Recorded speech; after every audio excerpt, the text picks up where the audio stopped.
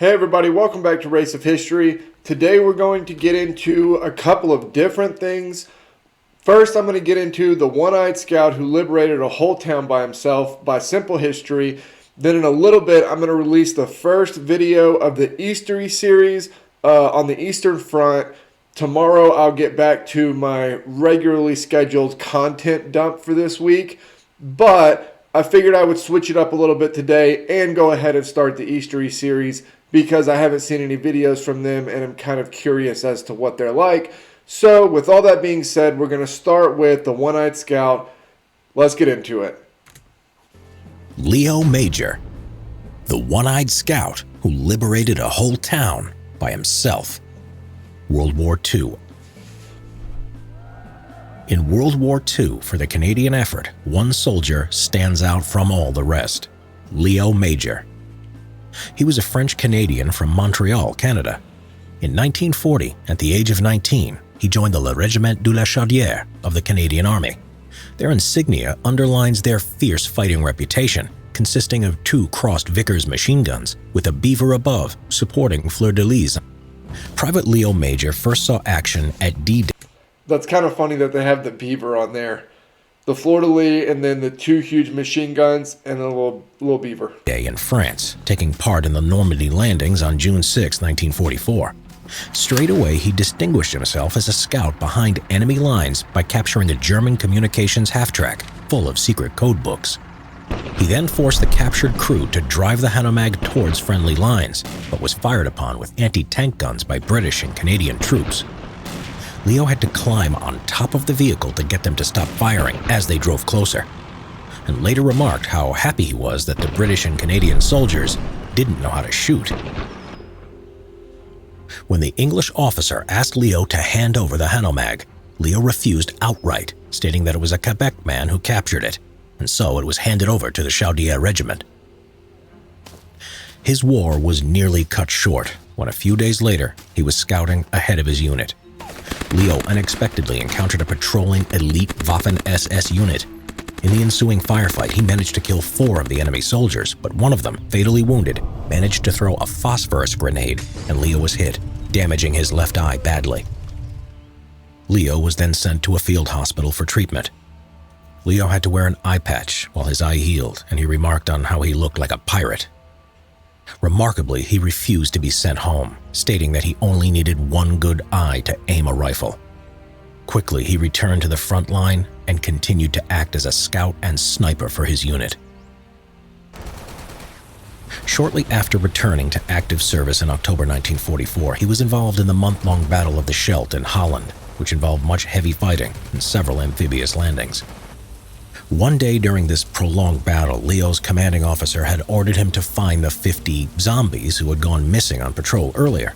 Zombie was a slang term used by Canadian volunteers for unenthusiastic, inexperienced Canadian conscripts in the war. Leo was carrying out the reconnaissance by... Why did they call them zombies? What was the thought process in that? The only reference I've heard to zombies or dead people in World War I and World War II is shell-shocked people. So is that what they're referencing? Is because they're so inexperienced that all of this is too much for them and that's what they all look like? Or is it something totally different? What is that? By himself, as always wearing PT sneakers instead of heavy boots. He was deep behind enemy lines in the dark, in freezing cold rain, muttering to himself, "I am frozen and wet because of you, so you will pay."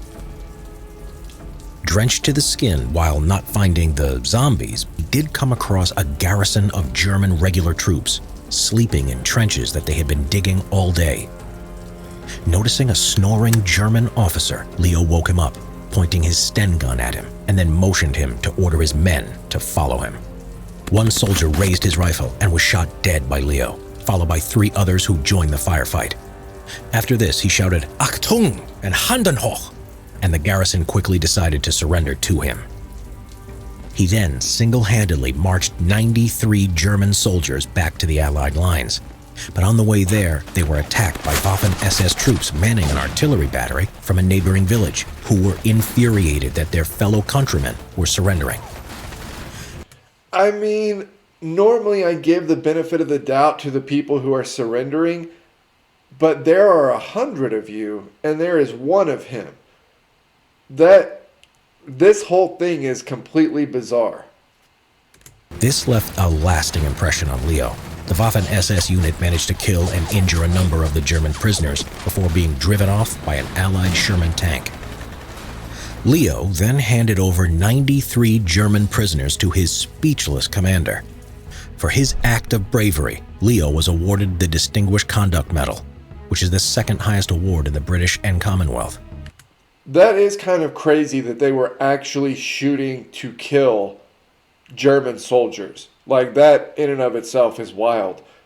But yeah, he definitely should have gotten a medal for that. That's completely bizarre. The Victoria Cross being the only one higher. But surprisingly, he declined the medal, feeling the British commander, General Montgomery, who was going to present him with the award, was incompetent and therefore in no position to give him that medal. Then in February 1945, as his unit was fighting in the Rhineland in Germany, the Bren gun carrier he was traveling in hit a mine, wrecking the vehicle and killing all its occupants, except Leo. He was severely injured, including 2 badly broken ankles, 4 ribs, and his back in 3 places. Leo again refused to be shipped back home, and after a short spell in a Belgian hospital, he returned to his unit in time for their final attack to clear Holland of the last of its German occupiers. That is crazy. He just broke like half of his body.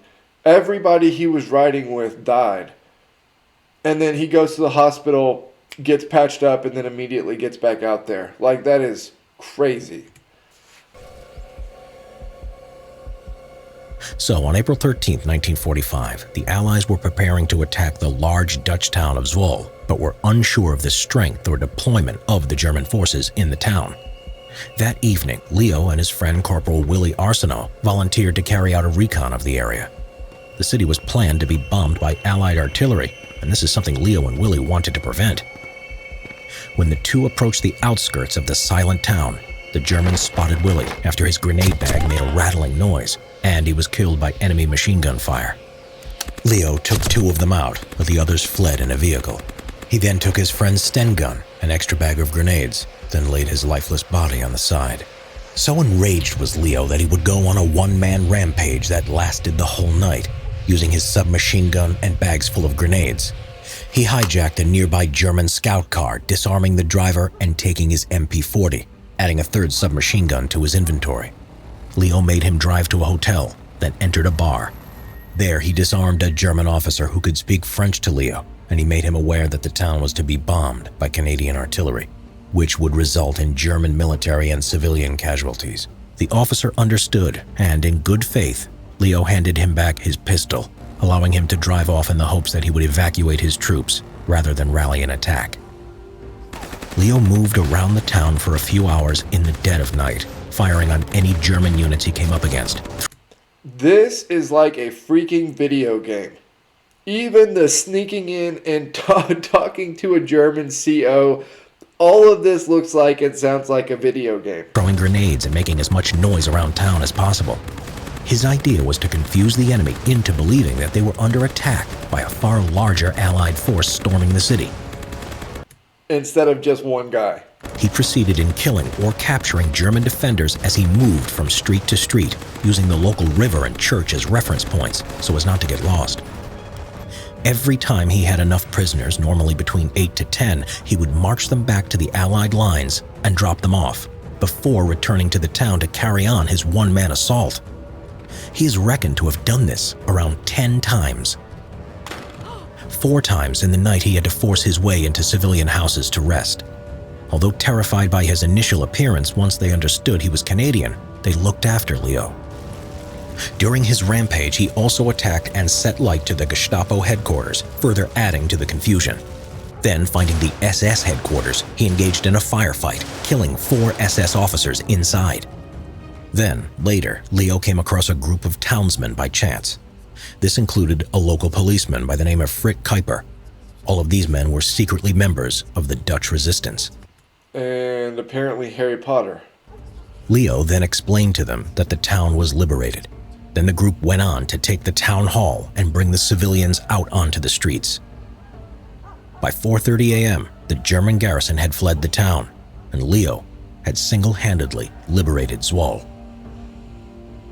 Leo retrieved his friend Willie Arsenal's body and returned to his unit, who had yet to advance into the town. On that morning of April 14th, the Allied forces entered the town without a shot being fired and without the loss of civilian life from the planned bombardment, due to Leo's outstanding bravery the previous night. Yeah, that's awesome. I was so afraid this was going to end up with him clearing the Germans out and then bombing the city anyway. There's a lot of stories like that from World War II, and I just had this thought in the back of my head that was going to be the terrible end, but that's awesome. For his heroism above and beyond the call of duty, he was again awarded the Distinguished Conduct Medal, and this time he accepted it. After the war, Leo left the army and returned to civilian life to resume his old job as a pipe fitter. With the start of the Korean War in 1950, the Canadian Army joined the United Nations forces in fighting the Communist Chinese and North Korean invasion of South Korea. Shut up. Leo, though only 29 years old, was seen as a veteran with a special skill set and was recruited to rejoin the Army and become a member of a special scout and sniper team. He's only 29 years old and he goes to Korea? What the heck? Then, in November 1951, the Communists attempted to take some strategic important high ground just 40 miles away from Seoul, the South Korean capital.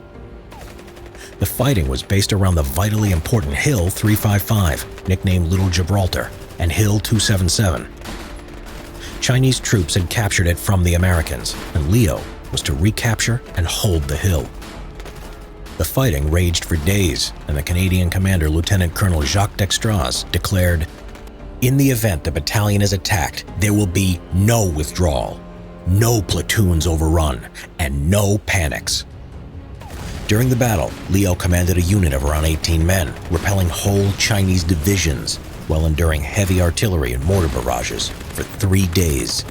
Even though Leo had been ordered to retreat when the Chinese divisions counterattacked, he refused. Instead, he demanded that the commander of the mortar platoon, Captain Charlie Forbes, rain mortar fire on the enemy. The mortar fire was so close to Leo's position that the commander could hear the bombs explode when Leo spoke on his radio, and it was so intense that the mortar barrels warped from their rate of fire. For his valor and leadership under fire, Leo was awarded another Distinguished Conduct Medal for capturing and holding the key hill. Leo was the only Okay, maybe they're about to say it. Canadian to win the Distinguished Conduct Medal in 2 separate wars. Okay, the only Canadian. That's what I was going to ask. How many people have ever won the DCM in more than one conflict? I'm very curious as to how many times that has happened. He lived a quiet life afterwards, and in 2008, at the age of 87, passed away, having been married for 57 years and having 4 children. Well, I mean, dude, the guy just doesn't do anything half-assed.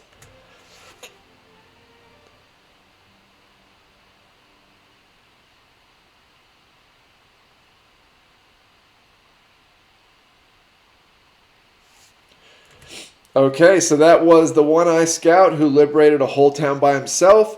I'm going to release the first Eastern Front video in just a little bit, and I'll see you guys then.